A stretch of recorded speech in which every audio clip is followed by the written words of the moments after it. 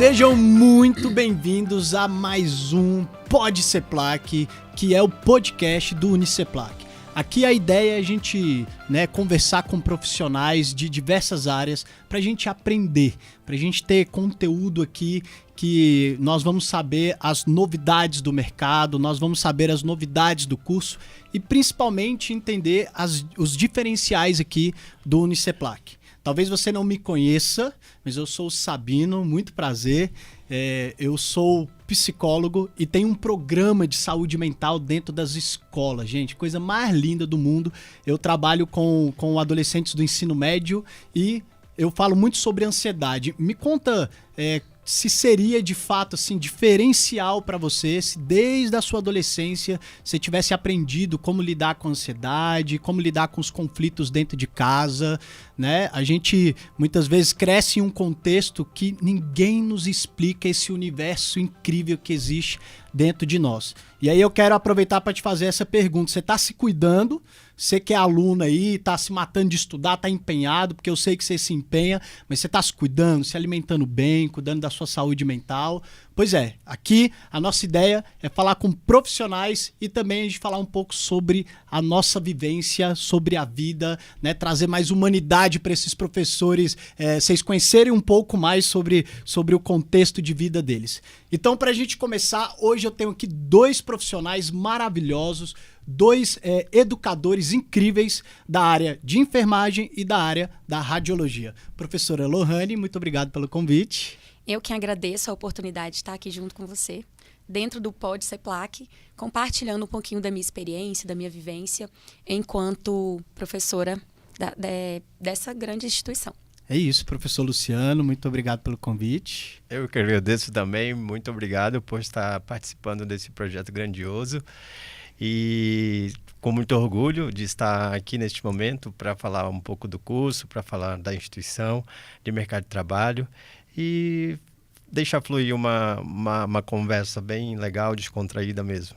É isso. Provavelmente o nosso público, né, os alunos de vocês estão aqui assistindo, então vai ser muito bom para a gente até conhecer um pouco da jornada de vocês. Inclusive, então, eu quero começar fazendo essa pergunta, professora Lohane, que é enfermeira, que é professora. Como é que foi esse seu processo, né, de descoberta com enfermagem? A gente vê que muitos alunos ficam apreensivos ali, ou no final do ensino médio, o que eu vou ser da minha vida? Alguns que terminam, começam a estudar em cursinho e tem uma ideia do que quer, mas não consegue ter essa convicção. Como é que foi para você e até esse ponto de chegada aí, que é hoje onde você está sendo professora? Nossa, Sabino, falar um pouquinho sobre a minha jornada, assim, é uma coisa que eu gosto muito e eu compartilho muito isso com alguns alunos, né? Assim, claro que em particular muitas vezes, mas dentro do meu processo de construção de carreira, né, de construção profissional, eu não queria enfermagem.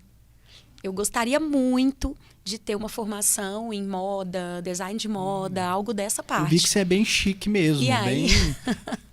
E aí, dentro dessa perspectiva, o meu pai, ele falou assim, filha,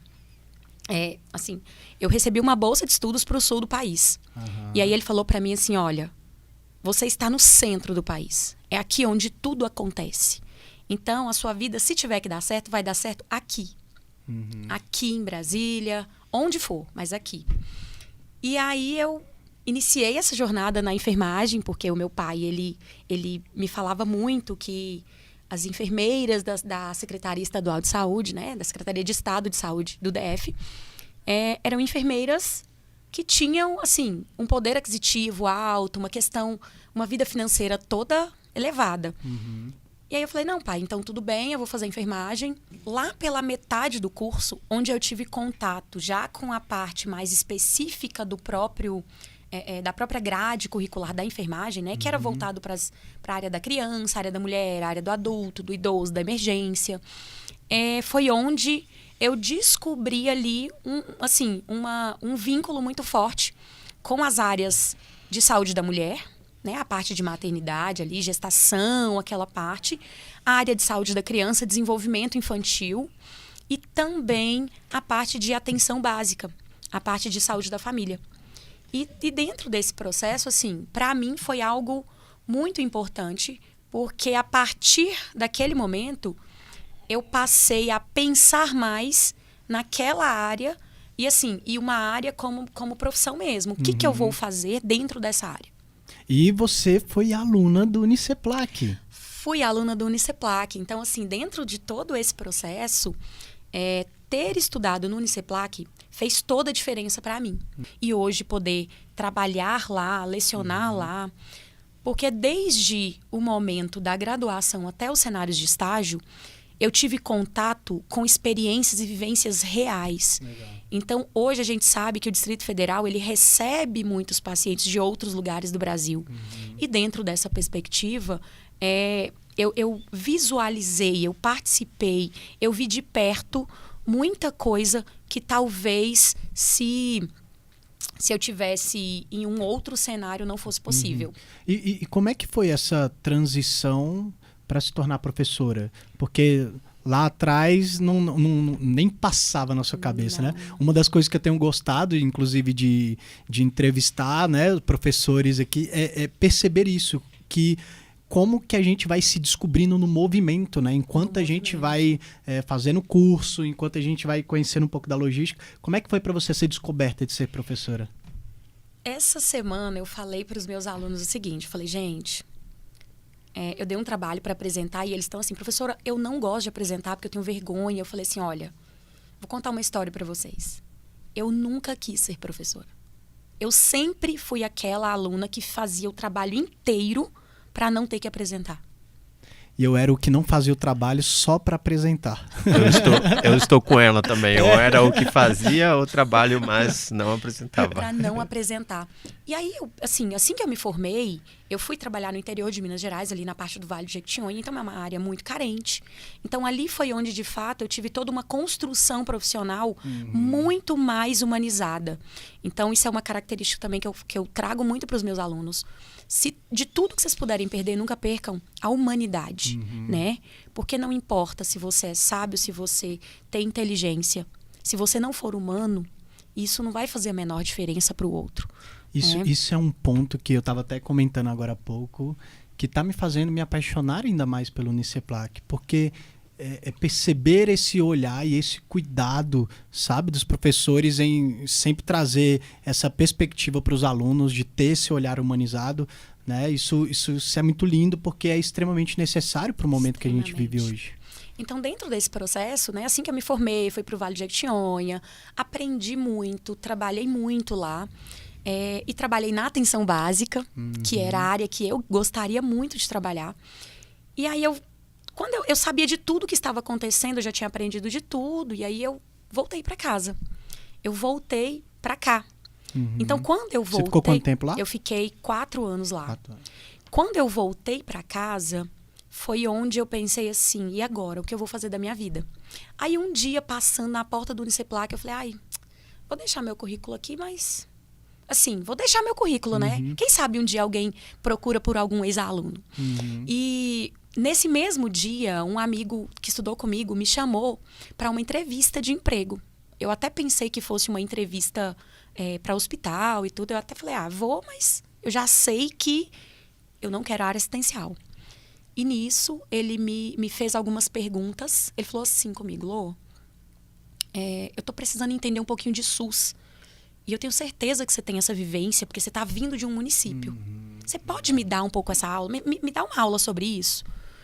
E aí eu peguei uma caneta, fui para o quadro branco, dei uma aula para ele, uma questão de 10, 15 minutos. Expliquei, então já era a entrevista e eu não sabia. Olha. E aí, depois que terminou esse processo, ele falou assim, olha, eu tenho uma vaga para professor em epidemiologia. Você aceita? Eu falei, não. Você não fazia nem ideia que era... Não fazia nem ideia. Eu pensei, é algo que vai... Assim, eu fui lá para explicar mesmo, mas uma coisa muito sem muita ligação. E aí eu falei, não, porque eu morro de vergonha. Então, eu não vou dar aula.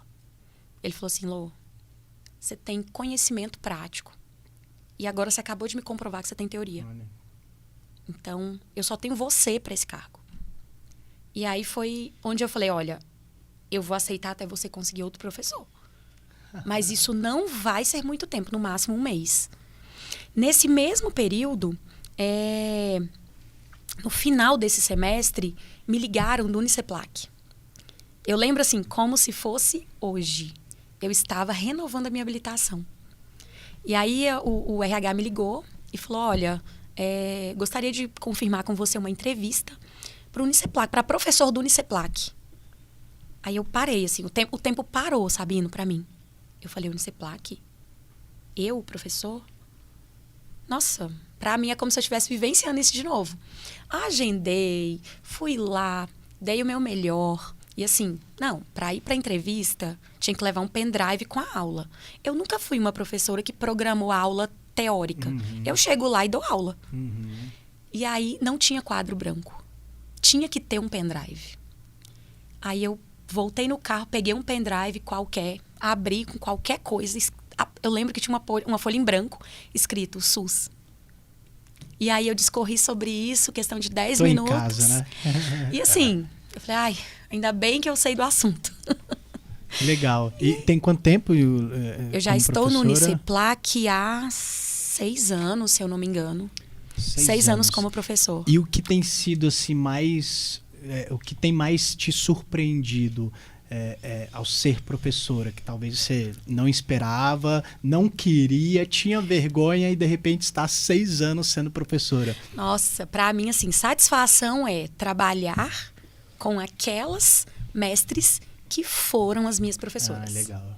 Então, assim, em uma reunião de semestre, ou final de semestre, poder sentar na mesma mesa que aquelas pessoas que eu admirava lá atrás, para mim faz todo sentido. E assim, é algo que eu desejo para vários dos meus alunos que já estão seguindo carreira acadêmica.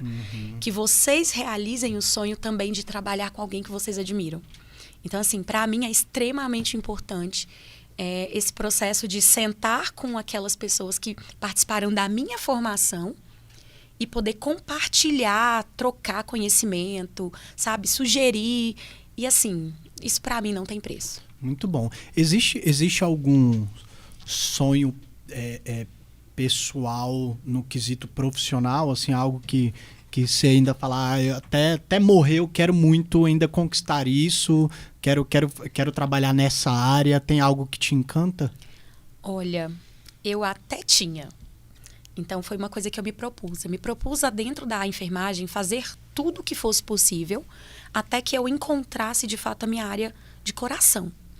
E há 3 anos atrás, eu encontrei a minha área de coração. Então, hoje, eu tenho uma empresa de cuidados materno-infantis. Que legal. Então, eu trabalho com a parte de educação pré-natal, a parte de consultoria em amamentação, a parte de cuidados com bebês. Eu preparo famílias para o parto, para a chegada de um bebê. Que legal. Então, isso é algo que hoje, assim, eu consigo conciliar, né, dentro do processo regular do meu trabalho do Uniceplac, e também consigo organizar junto com a minha vida pessoal, né? Maternidade, casamento, vida profissional. Legal. Você é mãe? Sou mãe de 2 crianças. De 2 crianças. Esse sonho de trabalhar até nessa área veio após a maternidade ou já existia? Eu sempre tive afinidade pela área materna e pela área infantil. Então, assim, sempre foram áreas que o meu coração sempre teve um olhar diferente. Então, quando eu engravidei do meu filho Davi, eu percebi que as mulheres, elas não se programavam, não se preparavam para a chegada do bebê. A preocupação das pessoas era comprar o melhor enxoval, comprar tudo personalizado, a renda vinha de Fortaleza, a fralda quem bordava era alguém importante, sabe? Então as pessoas investiam muito na estética do quarto, na estética do enxoval, no ensaio de fotos mais caro. E elas não se preocupavam para o pós-parto, né? As mulheres não tinham esse olhar. E aí, quando eu engravidei, a minha preocupação foi justamente essa. Peraí, meu filho uma hora vai chegar. E quando ele chegar, será que eu estou pronta? Então, comecei a estudar sobre desenvolvimento infantil.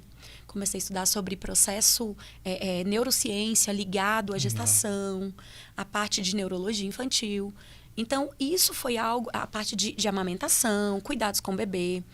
E quando meu filho chegou, não é que eu sabia de tudo, mas eu percebia que eu estava um pouco mais segura a respeito das informações que eu tinha. Porque eu também precisei de uma profissional da amamentação para me ajudar. Só que a partir daquele momento, meu olhar ele mudou. E aí, depois da maternidade, durante os atendimentos com os alunos, ali no pré-natal, no acompanhamento do crescimento e desenvolvimento, eu trazia sempre essa experiência pessoal. Então, eu trazia para eles a importância da educação em saúde.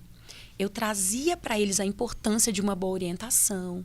Eu trazia, dentro do atendimento, a importância da humanização. Né? Então, eu dei continuidade à minha experiência materna Legal. no meu dia a dia. Então, eu trouxe esse olhar um pouco mais humano, esse olhar um pouco ampliado sobre as famílias. Né? Então, isso para mim foi diferente. E aí, há 3 anos atrás, eu consegui iniciar dentro do cuidado materno-infantil. Muito bom. Depois eu até quero saber como é que você concilia isso tudo aí. Ser esposa, ser mãe, trabalhar... Você trabalha em hospital também? Além Não, né? Trabalho em Então você tem a sua empresa e como professora. Já quero saber mais sobre isso. Professor Luciano. Olá. Muito obrigado pela sua presença. O senhor é professor do curso de radiologia, né? Me conta a sua trajetória até a chegada aí da opção por radiologia. A história é longa, mas vamos tentar encurtar. Bem, eu sou tecnólogo em radiologia médica, especialista em gestão pedagógica, mestrado em educação, e eu estou profissionalmente atuando desde 2009. Diferentemente da professora, eu já sou um professor que tenho vivência profissional e acadêmica em outros estados. Eu sou natural do Amazonas. Em 2009, eu me formei. E no último semestre do curso, a primeira oportunidade de trabalho foi para lecionar física das radiações.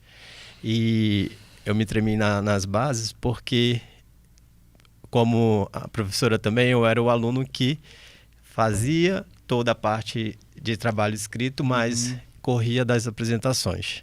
Então... Isso já aqui em Brasília ou lá no Amazonas?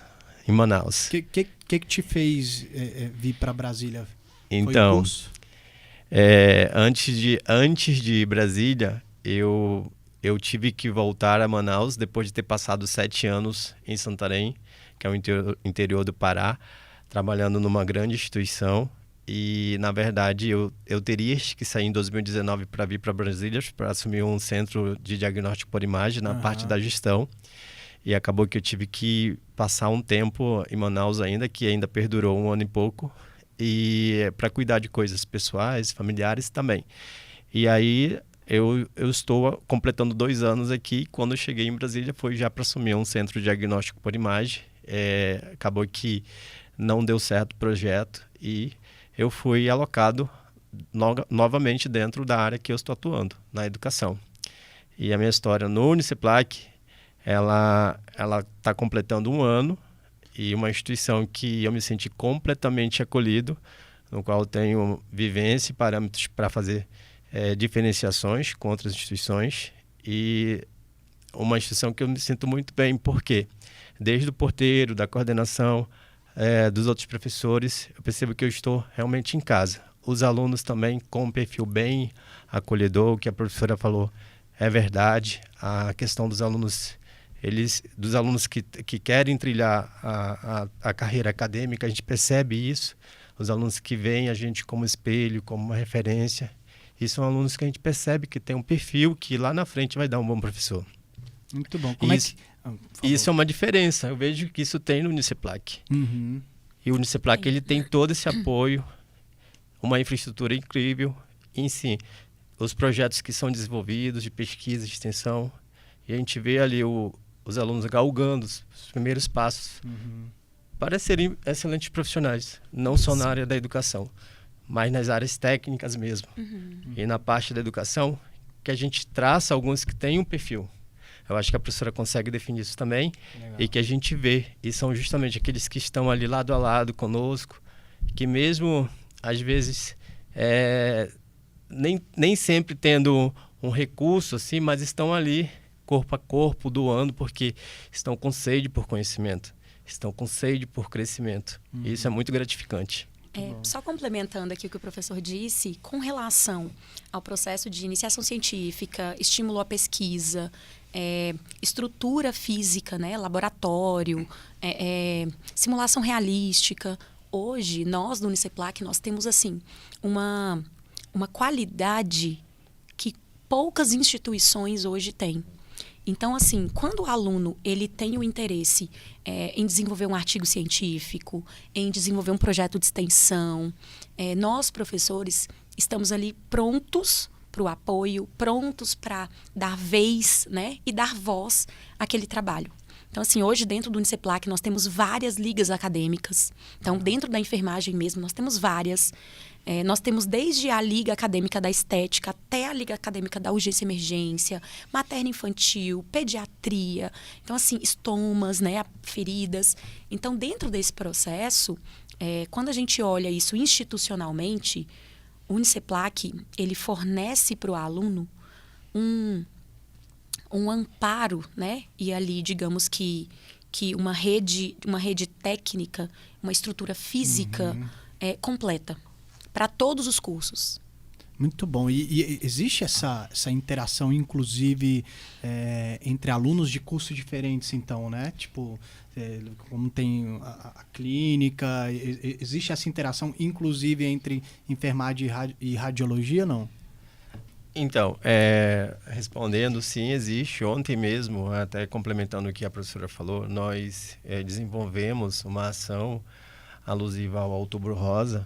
E legal. Não foi nada planejado o que eu vou falar agora. O evento estava acontecendo numa área comum da instituição e passou ocasionalmente uma psicóloga da primeira turma de psicologia do Uniceplac. E ela ficou assim, muito feliz, e ela já chegou lá conversando, perguntando o que estava realmente acontecendo, e já apresentou um livro, e já pediu a fala, ela deu uma palestra. E aí os alunos da enfermagem foram chegando, na hora do intervalo foi acontecendo uma interação. E assim, é legal, porque o Uniceplac, com a infraestrutura que ele tem de centro universitário, tem muitas áreas lá de convivência. E claramente que os laboratórios são compartilhados, né? Então todos nós, nos seus cursos, usamos os projetos de extensão. A gente consegue também estar convidando, quando há necessidade, outros cursos. Por exemplo, a gente tem um projeto dentro da radiologia que chama Radiologia Kids.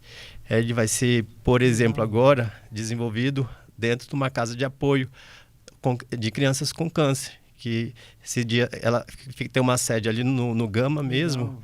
E aí a gente vai precisar do apoio de uma equipe multidisciplinar. Então aí vamos convidar a enfermagem também para naquele dia X ali da intervenção a gente proporcionar um dia inteiro para aquelas crianças que estão em um estado ali, né, tratamento de câncer, acompanhamento, enfim, que muitas são de outros estados.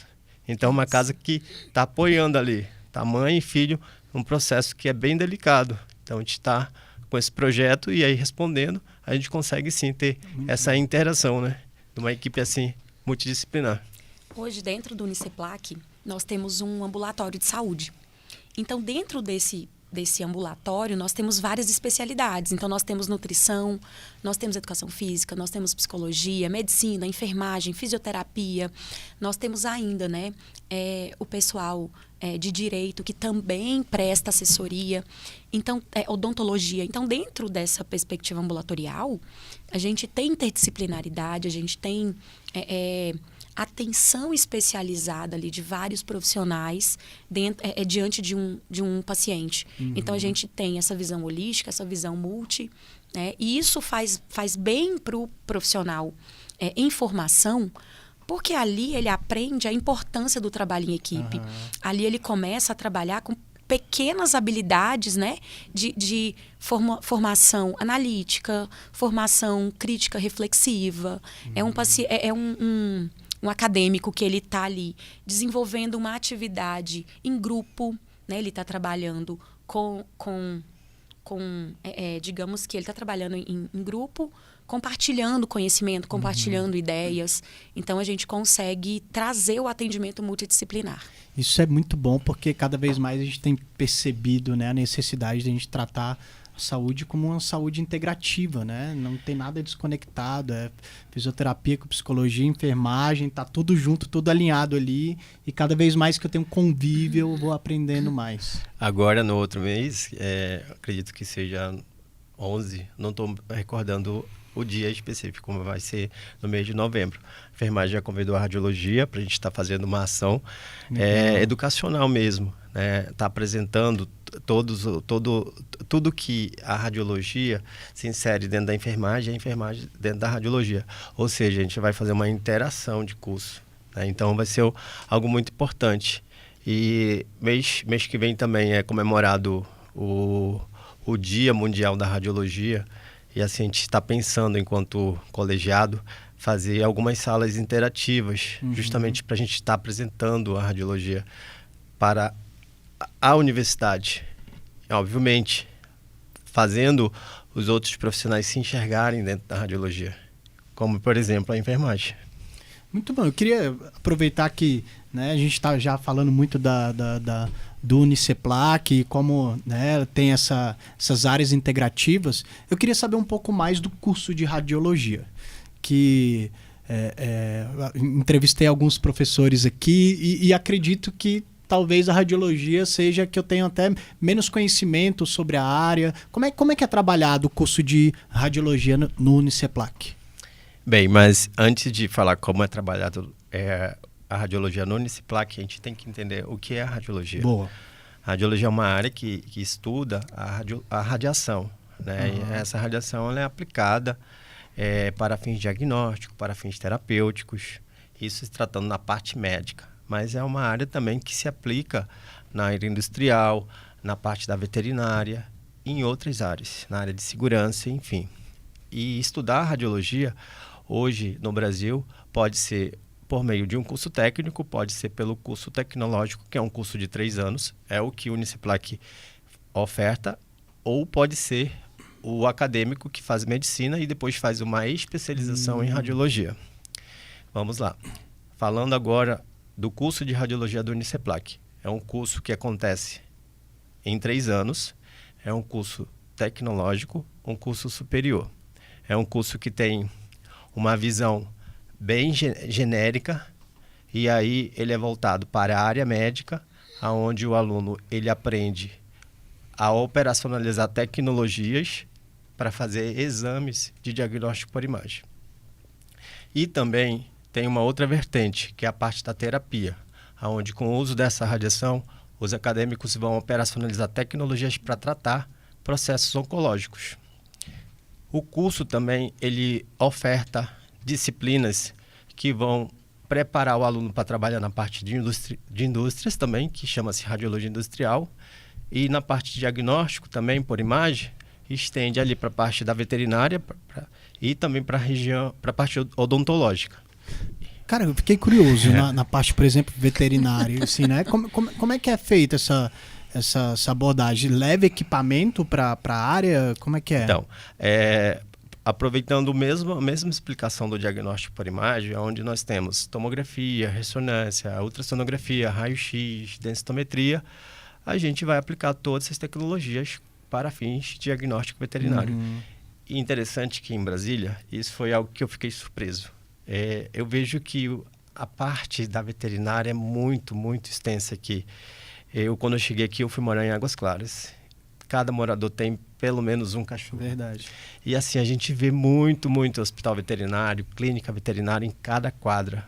E aí eu vi, meu Deus, como que é bem usada a radiologia aqui no âmbito da veterinária. Então, assim, um animal, ele é como um humano, ele pode passar por vários processos patológicos. E aí entra a parte da radiologia para justamente auxiliar nesse processo diagnóstico. E, obviamente, a parte de diagnóstico, proceder com um tratamento. Então, eu vejo como que a radiologia está expandindo aqui em Brasília. E, claramente, se está aqui, Sul também tem exemplo de centros de diagnóstico bem completos e de tratamento também para esse campo da veterinária. Aqui em Brasília, por exemplo, a gente tem centro de diagnóstico por imagem que tem tomografia, ressonância magnética, raio-x, que é coisa assim de primeiro mundo. Muito bom. E aí vem a importância, né? o cuidado que os humanos têm para com os animais e ver assim também que são vidas. E o animal que, por exemplo, vai fazer um exame e ele precisa de alguma medicação, algo antes para, por exemplo, colaborar ali na parte do exame? Como é que é feito isso? Então, os animais, eles não são colaborativos. Então, assim, existe o que nós chamamos de contenção física e contenção química. Normalmente, a gente vai priorizar a contenção física. Assim, em últimos casos, a gente vai usar a contenção química, tá? Então, aí precisa, obviamente, de um aparato ali de recursos humanos para justamente ajudar nessa contenção e acessórios também. Às vezes, uma atadura, uma focinheira e força mesmo. E aí, devidamente, todos protegidos, porque se emprega radiação para fazer os exames. Então, o tutor do animal entra em ação também, porque o animal ele vai se sentir também mais confortável e normalmente 2 pessoas conseguem fazer contenção devidamente protegida. O que eu falo? Contenção é justamente imobilizar o animal. E quando eu falo o que é devidamente protegido? É usando os acessórios de proteção radiológica. Por exemplo, para a parte de raio-x, um avental pumbrífero, que é um avental de chumbo, um protetor de tireoide, um óculos pumbrífero, vai proteger partes importantes das pessoas que estão auxiliando, por exemplo, na contenção. Do lado profissional, o tecnólogo ele vai operacionalizar as técnicas radiológicas. O setor onde se faz o exame, ele é preparado. As salas são blindadas, existe uma barreira, que é chamada uma barreira de contenção, geralmente com barita, e a radiação não ultrapassa aquela sala. E aonde o profissional ele dispara a técnica, ele está devidamente protegido. E ele também é monitorado mensalmente. Existe um dispositivo que nós chamamos de dosímetro, que fica à altura do tórax, e mensalmente esse dosímetro é recolhido para um laboratório específico que faz análise, e essa análise é disponibilizada para o hospital, para a gestão, aonde, em toda a minha vivência, por exemplo, os meus dosímetros nunca vieram alterados. Então, é uma área segura para se trabalhar. Muito bom saber disso, porque acredito que é um mito que existe até para a área, né? Nossa, a longo prazo, essa acessibilidade com a radiação pode ser perigoso. No caso, então, não tem nenhum perigo, alunos estão salvos. Então, existe sim um grau de perigo. Profissionalmente, existe uma legislação muito bem específica para a proteção radiológica. Nós, enquanto profissionais, recebemos até 40% a mais no sentido do perigo, por conta do perigo. Mas, assim, durante a formação, o aluno ele é preparado. Existe o que nós chamamos radioproteção. Então, a gente ensina a como se proteger, exemplo da radiação. Nenhum setor de radiologia ele funciona se não tiver uma inspeção antes da Anvisa, que vem uma equipe muito bem habilitada, né, com físico, enfim, para verificar se aquela instalação ela está própria para funcionar. Então, obviamente, é seguro. Outra coisa, existe uma carga horária a se trabalhar na área. Então, 24 horas semanais. Tá? Então, eu só vou trabalhar 24 horas semanais, isso por cada vínculo, na parte técnica, sim. Mas eu posso trabalhar em 2 lugares.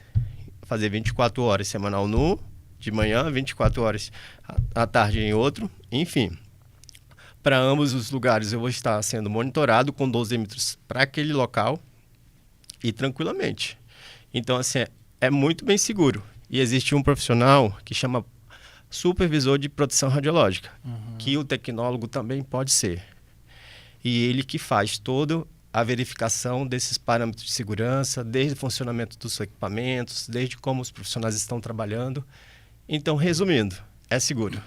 Muito bom. Professora Lohane, para a área de enfermagem, talvez não existe essa, né, possibilidade de exposição à radiação, mas os enfermeiros estão, principalmente no ambiente ali do hospital, né, estão correndo risco de várias maneiras ali, principalmente risco de bactérias. Como é que é trabalhada essa questão de segurança do profissional dentro do hospital? Voltando, assim, essa questão da ligação, né, da enfermagem com o setor de radiodiagnóstico, a gente precisa considerar que nós, enquanto equipe de enfermagem, estaremos preparando esse paciente para ser submetido aos exames, né, necessários ao setor de radiodiagnóstico. Então, por exemplo, e aí, nesse caso, a gente também tem toda uma equipe multidisciplinar. Então, um profissional médico, ele vai prescrever um contraste, a enfermagem vai fazer a punção, vai fazer a administração, vai fazer a orientação, vai fazer a supervisão desse paciente nesse momento e vai conduzi-lo, né, provavelmente até o momento do exame.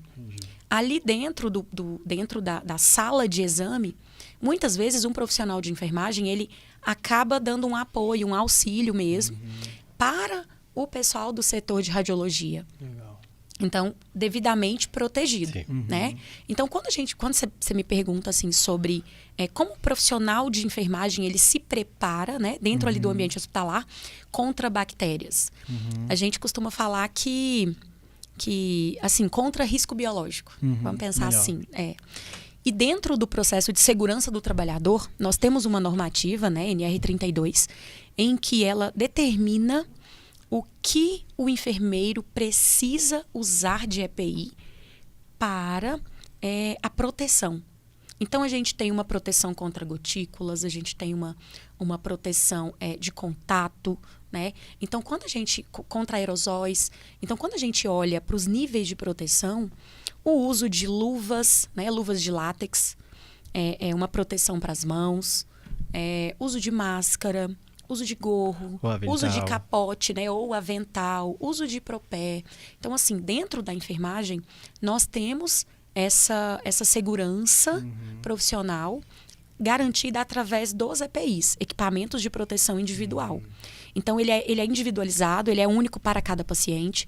Então, eu terminei a minha assistência a esse paciente, eu vou descartar tudo dentro de uma técnica específica também para evitar contaminação. Depois disso, eu vou lavar mãos, eu vou utilizar o álcool a 70%, né? E aí eu vou me paramentar novamente para uma próxima assistência. Então, é importante lembrar isso, que contra vírus, fungos, bactérias, protozoários, a enfermagem ela tem equipamento de proteção individual. Na verdade, não é só a enfermagem, né? Toda a equipe de saúde ela deve estar paramentada, ela deve estar protegida. É interessante o que a professora está falando, que, na verdade, ela, no final da fala dela, a equipe que está no hospital, todos têm esse treinamento, esse conhecimento. Quando a gente está desenvolvendo uma tomografia, uma ressonância magnética, o telefone toca, está descendo um paciente de contato. Então, a gente já sabe que a proteção é diferente. A gente vai usar os capotes, tudo descartável, né? E aí vai fazer com todo cuidado aquele exame, depois tira tudo aquilo que a gente usou, descarta, esteriliza a sala. Por quê? Porque a gente vai precisar deixar tudo pronto para um novo paciente. Então, assim, o hospital é um ambiente, sim, hostil. Mas a gente está ali apto, a gente está numa guerra.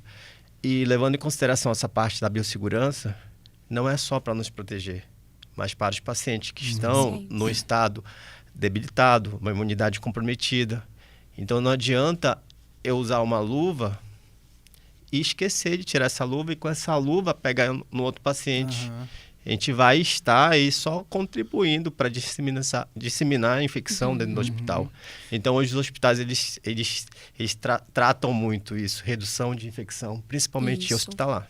E como é que foi justamente nesse período de coronavírus, né? Já existe essa atenção, essa preocupação, esse cuidado. Isso se intensificou nesse período, nesses 2 anos e meio que a gente viveu, e que poucos sabem, né? Que, inclusive, foram os heróis, né? De linha de frente. Como é que foi esse período? Olha, nós precisamos lembrar que nós, profissionais de saúde, não somos super-heróis. Nós somos seres humanos, né? Então, por isso, toda a proteção foi extremamente importante para evitar, principalmente, a transmissão do vírus da Covid dentro dos lares, dentro das casas, né? Dentro dos setores ali. Então, quando a gente fala nesse processo de preparação do profissional, a gente teve, eu acredito que todo mundo tinha em casa também, né? Pelo menos um face shield, né? Então, além do capote, além da luva, além do gorro, além da máscara, a gente também utilizou uma proteção visual. Porque, se tratando de vírus, qualquer contato com mucosa é uma porta de entrada mais fácil. Então, nós profissionais tínhamos todo o cuidado em paramentar, vestir tudo. E aí o cuidado cuidado redobrado, eu diria, em desparamentar, em fazer a retirada de todo o material contaminado. Então, assim, a gente sabe que houve uma intensificação no uso dos EPIs para evitar a transmissão da Covid-19, mas a gente também sabe que o profissional de enfermagem, o profissional da radiologia, o profissional médico, né? Assim, todas as equipes em si, elas foram extremamente importantes para esse momento que a gente viveu. Então, assim, hoje, olhar para trás, né, e pensar assim, nossa, foi uma loucura, realmente. Foi. Né? O profissional de saúde, ele acabou descompensando emocionalmente, né? Psicologicamente. Ele acabou enfrentando jornadas de trabalho muito extensas e muito extremas. Né? Extensas e extremas. Eu não lembro, não sei se você se lembra, mas a gente visualizou muita gente que tinha o sinal da máscara, o machucado mesmo, a lesão facial, né? De tantas horas ali usando máscara, e aí é uma máscara que é diferente, né? Uma máscara que tem, digamos que uma proteção maior, né? Então, para nós profissionais, foi extremamente importante o uso de toda a prevenção disponível durante o processo de pandemia. Agora, a gente hoje olha para esse profissional e pensa assim, como ele está hoje, né? Como é que está hoje a saúde mental desses profissionais, né? Quais seriam as dicas possíveis para esses profissionais hoje garantirem uma saúde mental mais equilibrada, né? Então, assim, hoje a gente já sabe que a maioria dos profissionais, né, acabou desencadeando processos de ansiedade, depressão. A gente teve muito isso. Então, uma das medidas hoje protetivas, né, preventivas, digamos assim, com relação à saúde mental, é a realização de alguma atividade física prazerosa, porque a gente sabe que essa atividade física prazerosa, ela vai liberar endorfinas, ela vai liberar neurotransmissores que vão mudar aquela percepção, né, da pessoa ali em relação a pensamentos mais negativos. A gente sabe que ter um hobby, ter contato com familiares, fazer o que gosta, cargas horárias menores, né? Isso pode trazer um conforto para esse profissional. Nessa parte que a professora se referiu, que você perguntou do Covid, foi realmente uma guerra bem árdua, bem travada ali. Eu estava na época em Manaus, e Manaus teve o caos da falta de oxigênio. E foi assim, o verdadeiro caos. Eu estava na época dentro de um hospital de pesquisa, radiologia. Quem não estava atuando ali, operacionalizando os equipamentos, mas quem estava só pesquisando, teve que entrar em ação. Não tinha oxigênio, então um caos total. A gente teve que colocar os pacientes no chão, decúbito mesmo, peito para baixo, para ajudar. E chegou um ponto assim de ter que escolher quem ia viver. Então, assim, foi um momento caótico mesmo. Com todos os preparos que a gente teve que adotar e colocar em prática, na verdade, entendeu? Ainda nesse período de batalha, alguns profissionais tiveram que ser afastados porque contraíram também o Covid, a gente não pode negar isso aí, sobrecarregando mais os outros profissionais. Então, foi algo bem difícil mesmo, mas que a gente conseguiu superar. Obviamente, o Covid ainda está, circulando, a gente está percebendo aí um aumento de casos, mas é óbvio, pelas campanhas de vacinação, esses casos estão menos agressivos agora, né? Está surtindo efeito aí o que se tem como vacinação. E, claramente, o que a gente colocou em prática com relação à segurança ainda tem que ser seguido. Ainda tem que ser seguido. E como é importante essa comunicação já com os alunos, né? Que muitos vão ir para essa prática hospitalar e percebo como é importante esse assunto sobre principalmente sobre prevenção, né? O quanto antes de entrar nesse ambiente você já precisa estar se preparando para fazer uma atividade física, uma alimentação saudável. Como é que vocês já conseguem trabalhar tanto com os alunos quanto com a comunidade, né, já que vocês atendem muito ali a comunidade, em relação à prevenção, dentro da enfermagem e da radiologia? A enfermagem, assim como a radiologia, os alunos vão para campo devidamente com preceptores, né, com professores, tá? Então, assim, já teve uma carga horária extensa de teoria, inclusive de biossegurança, enfim, no caso nosso de radioproteção e de biossegurança. E, assim, é a vivência. A gente vai, logicamente, colocar em prática os itens de segurança, mas é como eu falei, vai acontecer o primeiro dia de o aluno pegar um paciente de contato. E aí o professor está lá, não, é paciente de contato, bora colocar todos os itens de segurança, né? Então, é a prática, é o que está acontecendo, é a realidade, mas eles não estão sozinhos. Esse é um diferencial, né, nosso lá, que a gente está com os alunos dentro das áreas, né, dos estágios dos campos. Quando a gente olha a grade curricular, né, dos cursos de saúde também do Uniceplac, o que a gente visualiza muito, né? Então tem muito conceito, é muito trabalhado saúde da comunidade, é muito trabalhado saúde coletiva, é muito trabalhado política pública. Então, assim, a gente está sempre atuando, né, ali dentro dos níveis de promoção de saúde, prevenção de agravos, então, recuperação da saúde. Então, dentro do Uniceplac, nós temos vários projetos de extensão ligados à saúde da comunidade. Então, nós ainda temos disciplinas que são de contato direto com a saúde da comunidade, né? Então, nós temos a disciplina de projeto integrador, que ela é uma disciplina em que professores e acadêmicos desenvolvem projetos voltados à saúde da comunidade. Então, são projetos escritos, né? Tem uma escrita científica, é um processo que a gente utiliza estatística, método de estimativa rápida, né? Então, assim, o aluno, durante a formação dele, ele já tem contato com a escrita científica desde o primeiro período, ele já tem contato com a parte de estatística, ele tem contato com a comunidade, né? Então, ali a gente trabalha assim, temas muito importantes dentro desse processo de saúde da comunidade, que é dentro da territorialização, promoção de saúde, determinantes sociais de saúde, a gente trabalha planejamento em saúde.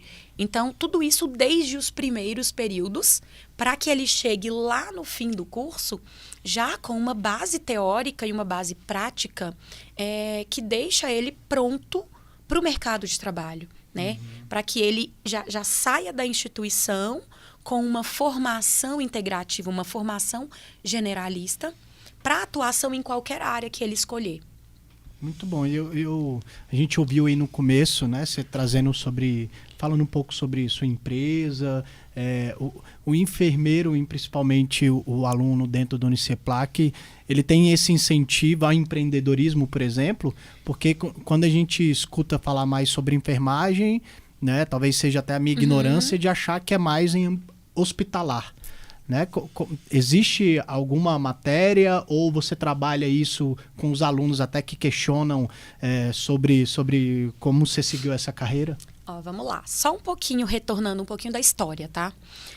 A partir ali da década de 50, foi quando no Brasil chegou assim, aquele processo radiodiagnóstico mais intensivo, né? Nos grandes centros hospitalares.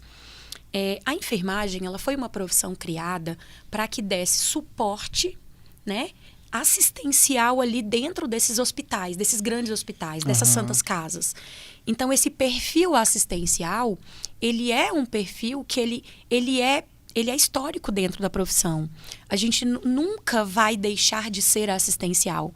E assim, hoje, depois da pandemia, o que a gente tem observado, né? Um novo olhar dentro da enfermagem para o empreendedorismo. Então, quando eu volto dentro do processo de enfermagem, né, com relação quantas especialidades tem, se existe ou não alguma área que eu vá me identificar futuramente, né? O que eu preciso saber? Que dentro da enfermagem nós temos mais de 60 especialidades. Então, assim, não é porque eu estou fazendo enfermagem que eu vou atuar no âmbito hospitalar, né? Claro que não. Hoje a gente ainda tem, assim, você me perguntou sobre o processo formativo, né? Se na instituição tem disciplina de empreendedorismo, como é que está esse mercado hoje? Dentro do curso de enfermagem, nós temos disciplinas, né? Inclusive, nós temos uma disciplina optativa para o acadêmico de empreendedorismo. Né? Nós temos, dentro das ligas, a gente aborda a temática de empreendedorismo. Dentro do ambulatório, né, que é onde eu atuo no cenário prático ali com os acadêmicos, eu mostro possibilidades para eles sobre empreendedorismo. Então, assim, hoje, uma preocupação da instituição, eu acredito que seja ter pelo menos um profissional de cada área específica. E dentro do Uniceplac nós temos. Nós temos o professor que é da hemodinâmica, nós temos o professor que é da urgência e emergência, nós temos o professor do radiodiagnóstico, nós temos o professor que é da pediatria, o neonatologista.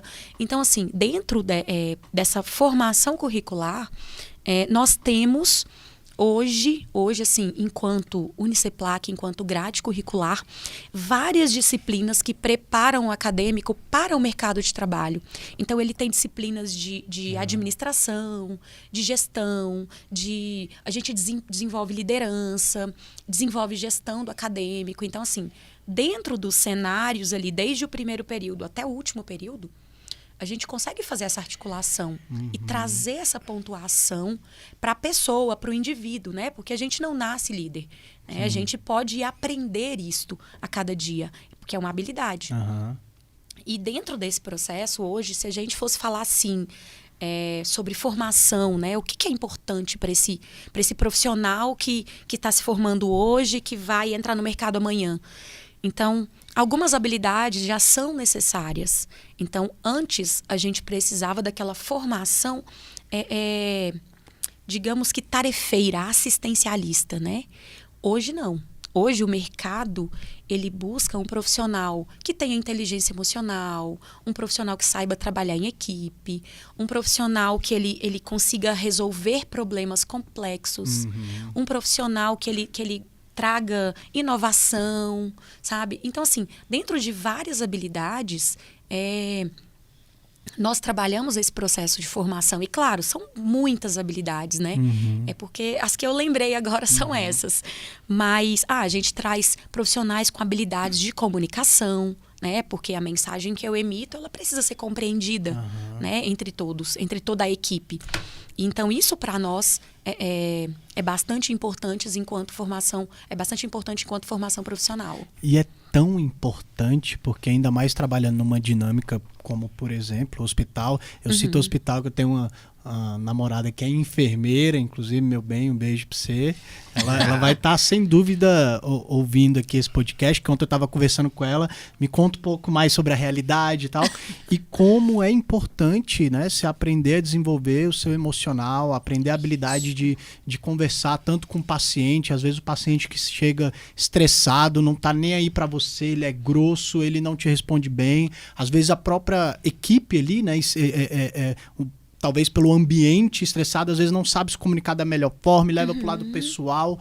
Então, fico muito feliz de saber que os alunos estão tendo um pouco dessa iniciativa de se atentarem em relação a isso. Essa questão, né, a gente também trabalha a gestão de conflitos, né, porque ela é importante.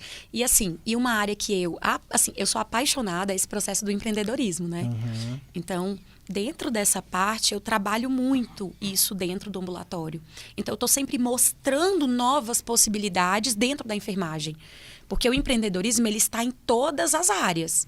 Nós temos vários acadêmicos que se formaram e montaram o próprio negócio. Então, eles criaram clínicas, né, de cuidado ao idoso, clínicas de curativo. Eu tenho várias acadêmicas também que hoje são consultoras em amamentação, que trabalham com a área materno-infantil.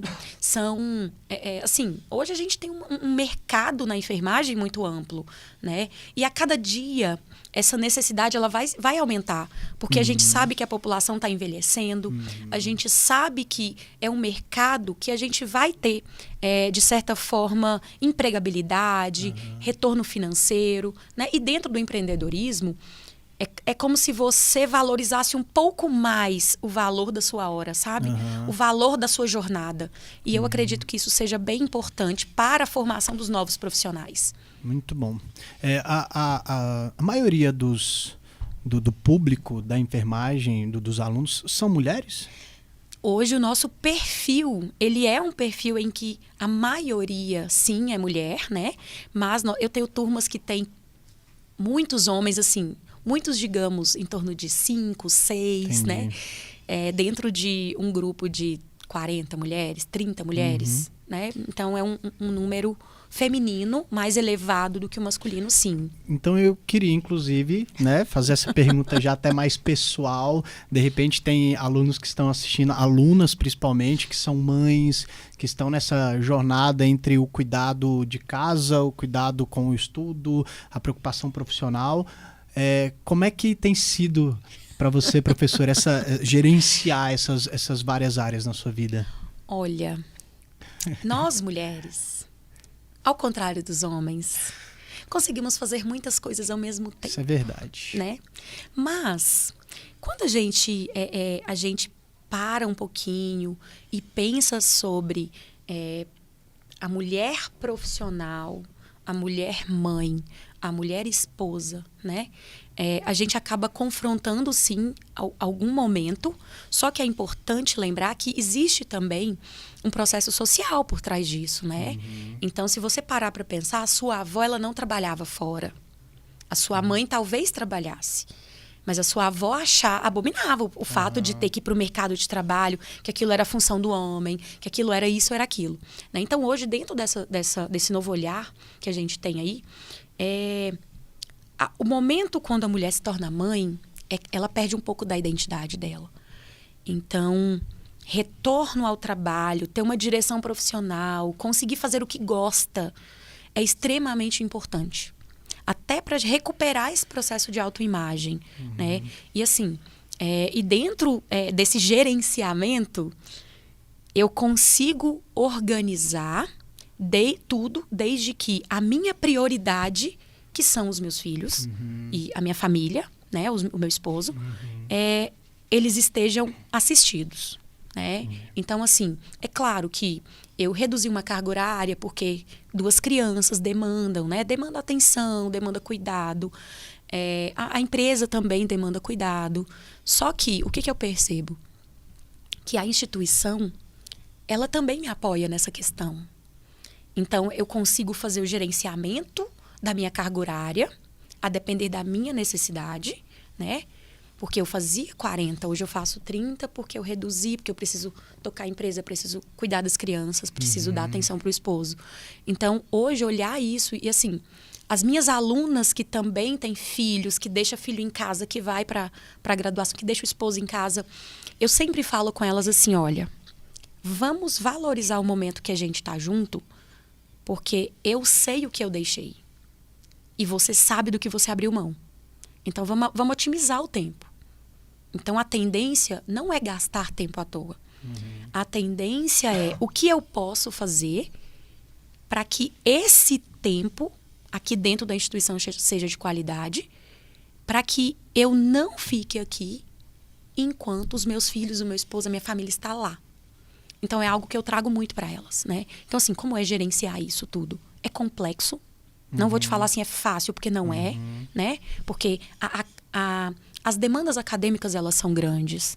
Então, é aula que você prepara no final de semana, é trabalho que você está corrigindo, é prova que você está fazendo, sabe? Então, isso demanda, claro. Só que eu vou tentando deixar tudo que é da instituição para fazer na instituição. Então, eu aproveito o máximo tempo que eu estou lá, aproveito o máximo tempo que eu estou com as crianças e aproveito o máximo tempo que eu tenho para gerenciar a empresa. Muito Então, bom. assim. É legal vocês trazerem isso até para o aluno se conscientizar, né? Obviamente que o aluno também tem as suas demandas, mas essa é a vida do professor, né? Gerenciando esse tempo de preparar a aula, de correção, às vezes até de acolher esse aluno que às vezes está chegando com sua demanda pessoal e que compartilha e chora. Já teve, professor Luciano, algum caso assim de aluno que vem trazendo até suas questões pessoais, abrindo o coração e que tem que lidar ali como quase que um psicólogo, mas até uma referência da área, né? Tenho diversas histórias. Daria até para fazer um podcast, né? Para contar. O professor, ele é isso. Uma hora ele é um administrador, uma hora ele é um psicólogo. A gente tem que trabalhar a empatia também, né? Tipo, mais recentemente, eu fiquei preocupado com um determinado aluno que ele estava muito calado no canto da sala. Ele não expressava nenhuma reação. Enfim, quando foi para o final do semestre, o desempenho dele não foi bom. E aí ele teve que fazer um exame final. E, na verdade, foi quando ele se abriu. Ele é um aluno que ele não tem facilidade para se abrir. Eu falei, não, eu tô com você. Então, aí eu fui um ouvinte e fui basicamente um psicólogo. Tô com você, bora. Venha fazer a prova. Não conseguiu, por meio da escrita, enfim, demonstrar, provar as habilidades, os conhecimentos. Eu disse, não, vem cá, você sabe, bora lá. E redigi eu oralmente. E ele foi respondendo, disse, calma, respira, vai dar tudo certo. Então, assim, hoje ele está no curso, ele queria desistir, está dando continuidade tranquilamente. E esse é só um dos casos, tem diversos outros. São tão diversas situações. Por exemplo, no caso das alunas que engravidam, tem todo aquele jogo de cintura. E assim, tirando só da nossa responsabilidade, a instituição também ela tem todo um aparato, todo um apoio. Tem núcleos dentro da instituição que vêm dar esse acolhimento. Se a gente percebe algo, a gente faz uma comunicação logo direto com a coordenação, encaminha esse aluno para o núcleo de psicologia. Então, assim, tem uma equipe ali por trás também que vem nos dar esse apoio e também ao aluno, né? E é isso. E aproveitando aqui também no aspecto de como o enfermeiro ele sai dali do Uniceplac, eu posso falar também da radiologia sucintamente, tá? Tem uma matriz muito bem estruturada. Nós temos um grupo de professores que dão todo apoio à gestão do curso, que é a coordenação. Eu faço parte desse grupo. Então, a gente pensa num perfil de um profissional ético, humanístico, reflexivo, aquele profissional ágil. E ao longo do curso, esse acadêmico, ele tem vivência teórica e prática na parte da gestão também, tá? E mais especificamente falando da radiologia, como são muitas disciplinas específicas, ele tem todo esse aparato teórico e prático. A gente tem todo esse cuidado de estar buscando estágio, parcerias, além do estágio obrigatório. Tem muitos alunos que estão fazendo estágio remunerado, né, porque a gente vai em busca, porque a gente pensa, a gente tem esse cuidado, a gente está formando tecnólogos que saiam dali já sabendo operacionalizar as tecnologias. E no aspecto mais geral, humanístico, a gente vem trabalhando uma matriz no qual as disciplinas transversais, que dá uma formação mais geral para o aluno, elas são bem trabalhadas. Então, assim, com toda segurança, apesar de pouco tempo na instituição, e comparando outras instituições do qual passei, de outros estados, inclusive, com outros desafios, e vendo todo o contexto daqui profissional do DF e em torno do DF, eu posso dizer com certeza que o aluno ele sai apto ali, com perfil bem para o mercado de trabalho. Muito bom saber que esse aluno, né, é preparado tanto teoricamente quanto prático e também no trato com o ser humano, né? Ouvindo o quanto vocês são acessíveis à instituição, acessível a receber esse aluno com suas demandas, o quanto que isso já é a própria preparação para o aluno lidar com o paciente, lidar com as pessoas que ele vai receber, porque ele recebeu também esse amparo.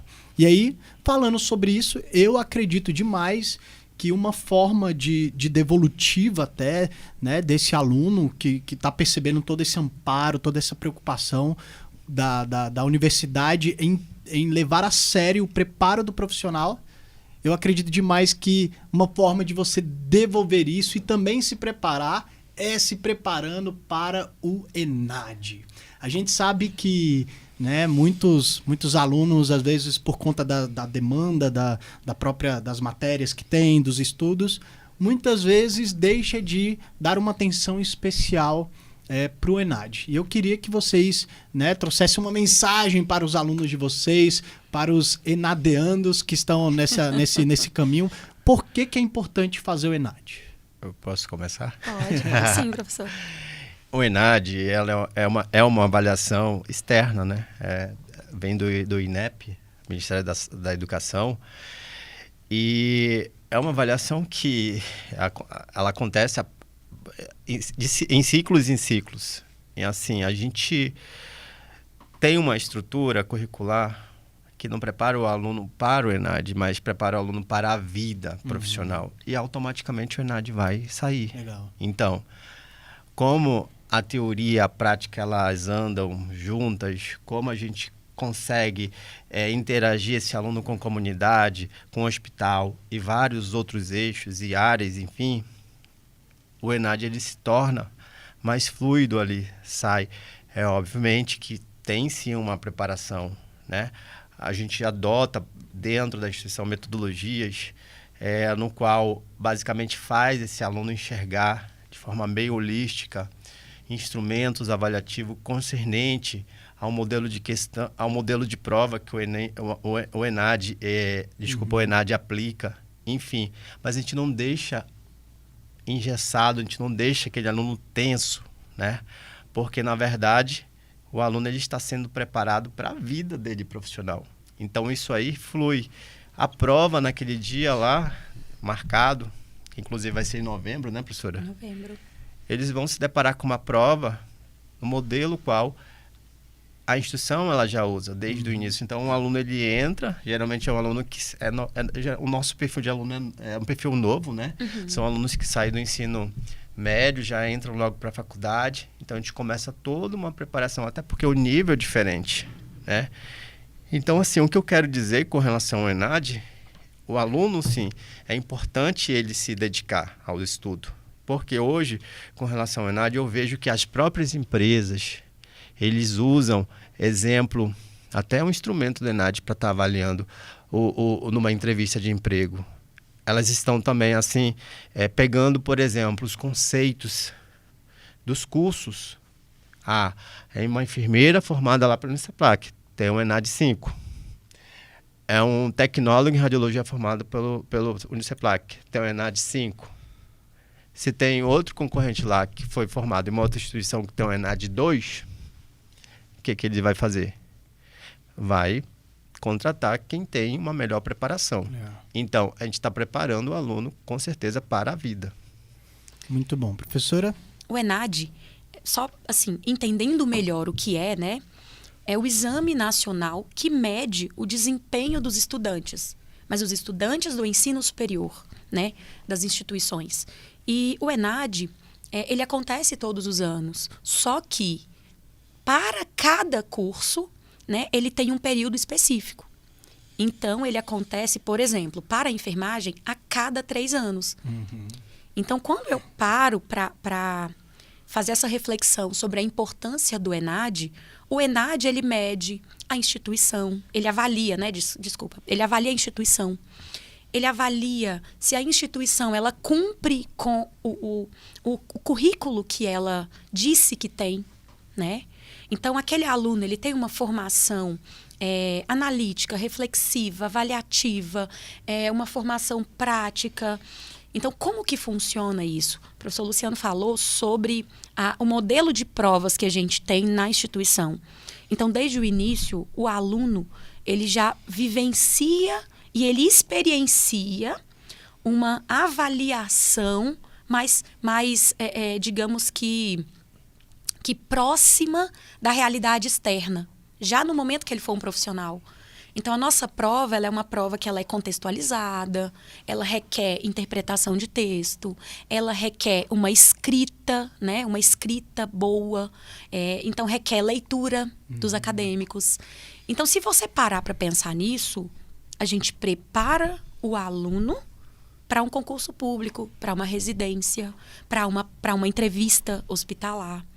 Então, assim, não é uma especificação do ENAD, mas faz parte do currículo Uniceplac, esse método de ensino. Então, a gente tem muita metodologia ativa, né? Então, isso faz diferença em que a gente traz o acadêmico como protagonista do conhecimento.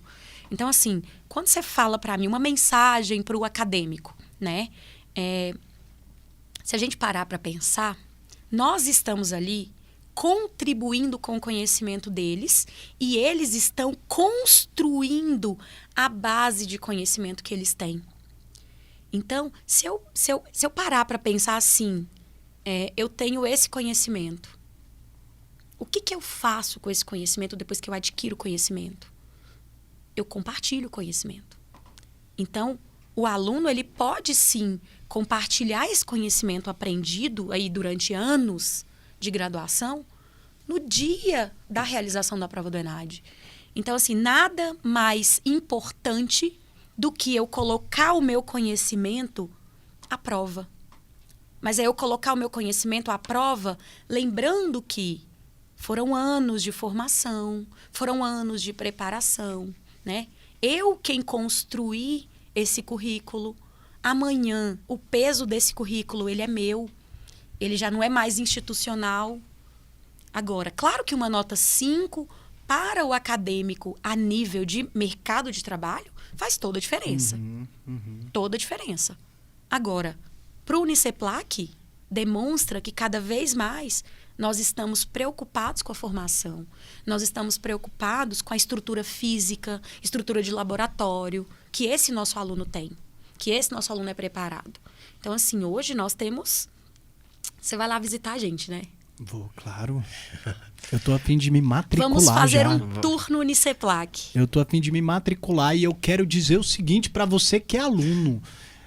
O Uniceplac precisa desse reconhecimento nacional. E eu acredito que, né, de tantos projetos, de tanta entrega à população, essa devolutiva e esse olhar humanizado, na moral, o Uniceplac precisa dessa iniciativa, desse reconhecimento. Então, vista a camisa e dê o seu melhor no dia dessa prova, tá? Eu queria que vocês entregassem uma mensagem especial para os alunos de vocês, para os alunos que estão interessados até no curso ou de radiologia ou de enfermagem. Sabemos que estamos aí numa reta final de ano e eu queria que você deixasse uma mensagem especial para eles não se desesperarem. Tô brincando. Então, a mensagem, os alunos aproveitem toda a infraestrutura que a instituição disponibiliza. Os alunos ingressantes que ainda vão ter que cursar os 6 semestres, que eles aproveitem cada momento, porque tudo é pensado com muito carinho, com muito profissionalismo. O Uniceplac tem um perfil muito bom, como a professora falou, de aplicar no ensino metodologias diversificadas, priorizando as metodologias ativas. Então, assim, aproveitar, porque se o acadêmico ele aproveita, ele sai com o perfil que a gente espera. Um perfil profissional, mesmo profissional, com uma visão holística de todo o processo ao qual ele poderá passar, né, ou ser empregado. Aí acho que uma outra fala, se for especificamente para os alunos enadianos, é isso mesmo.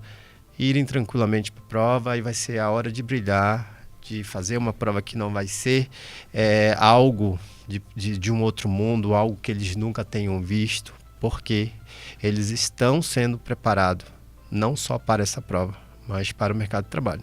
Muito bom. Professora? E aos meus alunos enadianos, assim, o que a gente compartilha com eles, né, é o fato de que eles estão prontos, né, eles já têm bagagem suficiente, eles estão preparados para fazer as provas, tanto do ENAD quanto provas de concurso, quanto provas de residência. Então, assim, esse conhecimento eles já têm. A questão maior, eu acredito que seja, se empenhem em fazer uma boa prova, porque isso vai refletir a nível curricular, né? Isso vai refletir no seu currículo para amanhã. Então, assim, o compromisso que você tem em fazer uma boa prova, ele será refletido diretamente pelo compromisso que nós, professores, tivemos de preparar uma boa aula. Então, assim, uma aula do professor não dura 50 minutos. Aquela aula tem uma durabilidade muito maior. Foram meses, foram horas, foram semanas de preparação, né? Então, assim como a prova do ENAD, então ela não é uma prova de outro mundo, não é uma prova que vai cair o que você não sabe. Pelo contrário, ela é uma prova com conhecimentos gerais, conhecimentos a níveis, atualidades, a nível mundial, né? E também conhecimentos específicos dentro da sua área. É claro que algumas questões, elas contextualizam tudo isso. Então, assim, o que falar para os meus alunos? Eu desejo boa prova para eles. Eu desejo responsabilidade e compromisso com a prova do ENAD, assim como nós temos em prepará-los. Assim como a instituição tem em fornecer o que a gente tem hoje de melhor dentro do mercado para a formação. Muito bem. Excelente. Gente, eu queria agradecer vocês pela oportunidade, pelo bate-papo, né? Eu digo que eu que estou me enriquecendo demais aqui de aprender um pouco mais sobre as diversas áreas, e é legal saber porque às vezes eu atendo pacientes que estão se sentindo perdidos, né? Jovens que estão perdidos sem saber um direcionamento, e ouvir vocês contribui demais até para a orientação profissional. Então, nós... Já estou me sentindo em casa aqui do Uniceplac, mas nós do Pode Ser Plac temos uma lembrancinha maravilhosa para vocês, viu, professor Luciano? Muito obrigado pelos seus serviços prestados. A gente sabe que, né, ser professor é de fato uma vocação, e eu acredito demais que a solução para o nosso país passa pela educação. Não tem como. E saber que vocês são tão empenhados e que amam o que fazem, isso faz toda a diferença. Professora... Ai, muito obrigada. Queria saber se vocês têm, né, redes sociais, de repente os alunos que querem acompanhar, se puder deixar seu @. Eu tenho, a minha rede social é @LohaneBrasileiro, né? Então me segue lá no Instagram. Sempre tem algum conteúdo voltado para gestantes, sobre gestação, sobre desenvolvimento infantil, sobre amamentação. Muito bom. Então aguardo vocês. E o meu é um perfil profissional, @Radiologia Atual. E lá tem um pouco da minha vivência profissional, os projetos a qual eu desenvolvo ao longo da minha carreira desde 2009, todas as ações. Então, acompanhe lá, que por lá também eu dou dicas de eventos, profissionais que tratam especificamente algumas vertentes da radiologia, e @radiologia.atual. Muito bom, gente. Nada de ficar mandando mensagem lá no direct desesperado, querendo saber nota, querendo mudar a nota, não. Tá? Pra você acompanhar só. E o meu, Sabino Dourado, JR, eu, no meu perfil pessoal, profissional, perfil do Sabino, falo muito sobre, né, as vivências, os insights que eu tenho, sobre essas demandas emocionais, sobre luto. Tenho falado muito sobre luto, percebido que muita gente tem passado por esse período e que às vezes se sente perdido ou não sabe como dialogar. Segue lá, e eu quero agradecer imensamente a sua presença e pedir que, se você gostou, se foi um conteúdo bacana para você, compartilha, tá? Compartilha com os colegas da sua sala, pessoas que fazem parte do curso e que de repente estão em dúvidas também. Muito obrigado pela sua presença e até o próximo episódio.